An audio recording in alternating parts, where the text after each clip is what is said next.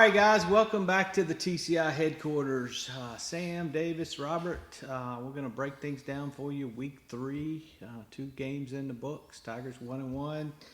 Normal interview just the last couple of days. Davis, I'm going to start with you. You were there yesterday, had both coordinators, number of players. What are some of the things that jumped out at you, all that breaking news you got yesterday? It's been very straightforward this week. It seemed like, with the ACC part of the schedule coming up, they got Georgia Tech coming in here Saturday. Sort of their next goal on their list, right? That Dabo talks about every year. First one's win the opener. They weren't able to do that, but now they're starting on their second goal of trying to win the conference for the 7th straight year, and trying to start by winning the division and to get their first chance against a conference team against Georgia Tech. And there's been a lot of talk about that target's still on their back, and it was interesting hearing some of them, the players and coaches, talk about Georgia and the fact that there may be some teams out there in the ACC that watched Clemson play in that game and the way the offense struggled, and maybe the way DJ's played so far and some of his inconsistencies, and maybe those teams might be thinking, we might get Clemson this year. Now, based on what I've seen the first 2 weeks of the league as a whole, I'm not necessarily buying that narrative, but they understand. Even players that haven't been around. I mean, Bo Collins, a freshman receiver, talked about I understand, and there's an understanding within this locker room that we're still the hunted. I mean, we've got that target squarely on our back, and we have to go out and show that, and that starts for them on Saturday.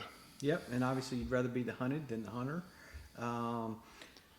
Sam, you were here today, had Dabo, had Will Taylor, which I thought was really, really good, had Brazee, had some other players.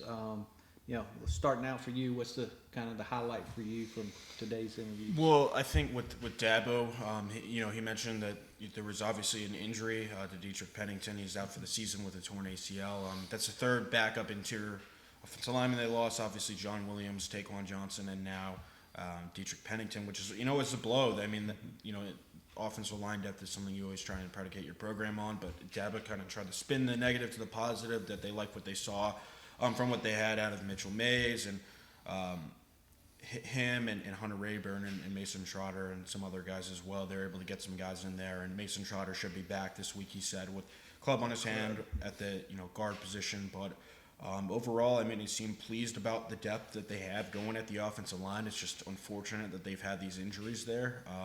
That injury-wise, it seemed that they're going to be clean besides, those 3 injuries, and then obviously Landon Zanders. Davis asked Dabo about Nolan Turner, who seems like he's going to be on track to play this week. Obviously, he didn't touch on it today, but E.J. Williams is responding well with his thumb, so they're relatively healthy. So that was good to hear from Dabo, especially entering conference play. You always want to have your health, and as you look at the rest of the ACC with all these season-ending injuries that we've had over the past couple of days, NC State, Boston College, Miami, schools like that. So, those were definitely some good returns. And then I didn't have a chance to be on with Jeremiah Trotter or Brian Brazee, but listen to what Will Taylor had to say, and he spoke for almost 25 minutes. Very good. And it was great. Maverick. Eloquent. The way that he spoke was, you would never think he was a freshman. And that's what Dabo said on Saturday. He's mature beyond his years. By looking at him, you would never be able to tell that he just arrived here. And he moved into his dorm on June 24th. He provided some insight on, what the process was for him. Was he going to be drafted, this, whatever. It always seemed like in the back of his mind that he wanted to come to Clemson. Said for him it was never about the money, and it had to take a perfect situation really for him to not come here. And I guess so far it's paying off for him, considering that he's a true freshman and he's a significant part of what they want to do offensively. And he could be that that weapon type that you see each year there's a college who has that weapon that they could use in different variational ways, and this is definitely what Clemson has on its hands with Will Taylor, and he's also a very good punt returner, and from what we've seen so far, and it's not like he was a punt returner in high school either. No. So he's a kid who's come in and really just impressed, and probably done a lot more than they thought he was capable of. I think they knew he was capable, but do they think that he would be producing right away? I don't know if we can say that for sure. Yeah, no, he's been a bright spot for them. Like you said, I was going to see if you mentioned punt returner. I think his most significant contribution, at least this year, is going to be on special teams. And he, again, South Carolina State, take it with a grain of salt, whatever. But I mean, look pretty electric out there. I mean, just you can tell they've talked about just how special he is as an athlete, and he showed. So he's got obviously some shiftiness, some speed, and nifty little punt return on the sideline. I think deep into South Carolina State territory there in that first half return. So yeah, I think he's. It was interesting because Dabo was actually asked after.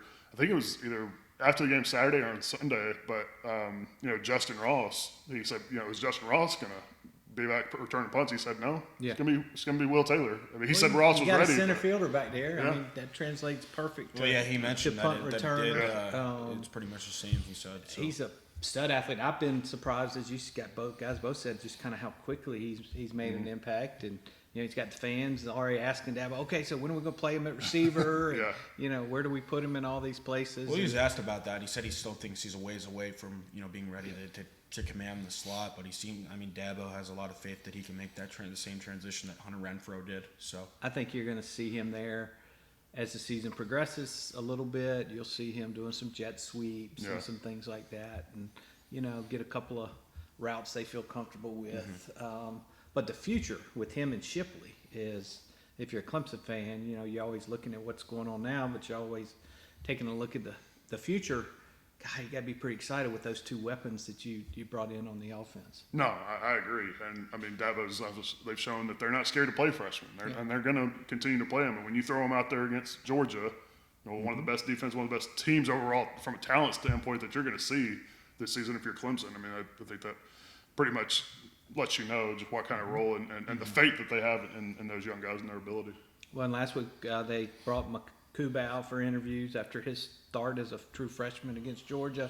Today they brought Trotter out. I listened to Trotter. Sam, I know you were writing some other stuff, and Davis. Another freshman just, seemed, obviously thrilled to be seeing the playing time he's playing, but seems aged beyond his years. He obviously his dad played in the NFL, so he talked a little bit about that and how he's got that he can go to when he needs somebody to talk to. But again, on the defensive side, you've got some freshmen that are coming in. He talked a lot about Carter as well. That's kind of your future at linebacker with Trotter and Carter there together. So that's what some of these games are about too. Is that when the score gets out of hand, is getting those guys some game experience, and that's going to accelerate their learning curve. Dabo today, anything wonderful you guys want to focus on? Well, he tried to really sell Georgia Tech as a much improved team, and you didn't buy it? I wouldn't. Yeah, I can't say that. I mean, they lost to Northern Illinois first week, and then came back and beat a bad. I think Kennesaw State's FCS, right? Are they FCS? I think so. I think you're right. Yeah. So I don't know. I mean, you got to say what you got to say. Particularly publicly. You don't. For your players, try to keep them focused. It's been a. I mean, they've won 6 in a row over Georgia Tech, and they really haven't been all that close. So I don't expect Georgia Tech to score much on offense. But one thing you mentioned, and speaking of freshmen, Phil Maffa has been an interesting talking point this year among Dabo. And I know he was asked about it on his radio show Monday night, but he's brought him up unsolicited twice this week and said that he's ready to play. He's as good as any back that they've got on the roster. He said he's trying to, with that 4-game rule for freshmen, they can play 4 games, still keep their red shirt. He's trying to let the guys above him obviously separate right now. But he said to Tuesday that this is a sort of, they're taking that week by week, like he's going to play at some point. It sounds like they want to try to redshirt him this year if they can, let him play 4 games. But I'm interested to see maybe if what happens with this whole Lynjay Dixon situation. If he improves his standing with C.J. Spiller or not, if not, maybe if Phil Maffa's a guy that maybe gets a little bit bigger role as the season He was goes also on. critical of Dukes, who coughed up the ball and said that he's got to step up in a certain way. And then Rencher obviously is somebody that they're high on, but I mean, is that going to stop Phil? Right, but it's also like, I mean, if the head coach is saying that guy's as good as any of them, Well, he said last night, he said he's great, not good. He's great. I think he pretty much said that they're kind of just trying to save his spots, not waste him against South Carolina State. Maybe see him in against BC or Florida State or a game like that where you might need him. But and saying we want these, you're going to give these guys a chance to separate, and actually separating is 2 different things. You know? So that's what I'm saying. If you get deeper into the season and those guys, there hasn't been much separation, or Lynjay's still in CJ's doghouse? Is that a guy, the way they're talking about him, is that a guy that might see a little bit bigger role, play more than 4 I games? think he could. I think, like you said, if Lin J, obviously we're talking about injuries. We've Yeah. seen all these guys go out for teams and be gone for the year. If they had an injury to one of Yeah. those other three, at running back, they feel like he's good enough to help them win. And gosh, you get to the playoff, you get some injuries, Right. he could be a big role. So I think they're kind of trying to buy their time, not Yep. using. I don't think they'll use him this week against Georgia Tech Yeah, I don't either think because so of what you either. just talked Yeah. about. Well, the playoff doesn't count. The playoff games don't count against Yes. the eligibility. Yeah, they Yes, did. It's yeah. 4 total. Four games. Oh, okay. total. I thought Yep. they did. Yeah. Didn't. No, and that's why, and they've done that before. He's had players that he's held out. Yeah. He brought Skowski back a couple years ago. Skowski was hurt, came back and played just very late in the season and played the playoff. Yeah. So, you want to have that card to play, but it's a hard decision. Obviously, he's a freshman; he hadn't played, so he's not getting any game experience either. So Right. it'd obviously be better if you could get him that. But I mean, for the future of Clemson, again, what we're talking about with Shipley, and gosh, if you can get him a red shirt and only play him 4, and then the question is, okay, will he really be here for 4 more Yeah, years after exactly. that? And it's if he's also that good, it's also probably interesting not. too. Depending on what the offensive line does. I mean, South Carolina State, that's one thing, but he's maybe he's the biggest back. back on their Yep. roster, right? 225, 230 pounds. Maybe you put him in there, and if your O-line's not getting a ton of push in some of these conference games, Yep. maybe get a bigger back in there. I don't know. So I think we'll see, next couple weeks. Gosh, probably shouldn't need to play him this week. Next week, you go on the road to NC State. Do you want to throw him out there as his first game? I don't know. Yeah. But we'll have to see, like you said, how some of these other things play out. Hopefully they can stay healthy. Offensive line starting to stack up injuries a little bit, but overall, still pretty good. Anything else you guys want to add from the interviews? You mentioned Nolan Turner. I would assume, who does he replace Jalen Phillips? We think it's going to be Makuba I and Nolan think Turner? based on what Dabo said after the opener, it's going to be Makuba and Turner. Yeah. That's, yeah.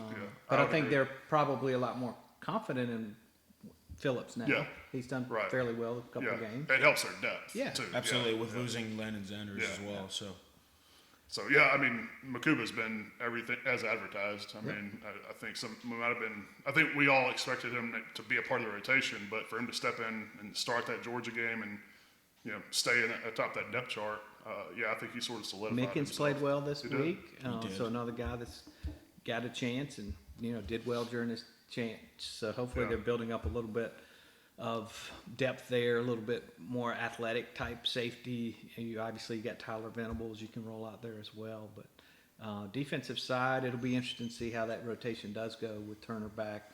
Turner's, he's a coach on the field. Yes, He brings yeah. you that. He's not as athletic Right. as some of these other guys. So that's kind of a juggling for the coaches a little bit. Yeah, no, that's what I was going to say. You gain a little bit more from experience, knowledge standpoint, Mm-hmm. just having sort of that quarterback of the defense on the field, but you might give up a little bit of athleticism. So I wonder if there might be a little bit more of a rotation back Yep. there as they work. Well, maybe Nolan they'll back. try and use them in just against an opponent like Georgia Tech, who I'm sure that they're confident that they Yeah. can kind of hold defensively. Well, hopefully that gives you guys a little taste of what we heard the last couple of days. Obviously, another game back in Death Valley. They talked about the fans. It's supposed to be a sellout this week, Parents' Day, so it should be a packed house in the Valley. Stay tuned to the Clemson Insider. We'll have everything covered for you all week long, right up to, through, and after kickoff. Stay tuned to TCI for most complete coverage of Clemson athletics and recruiting.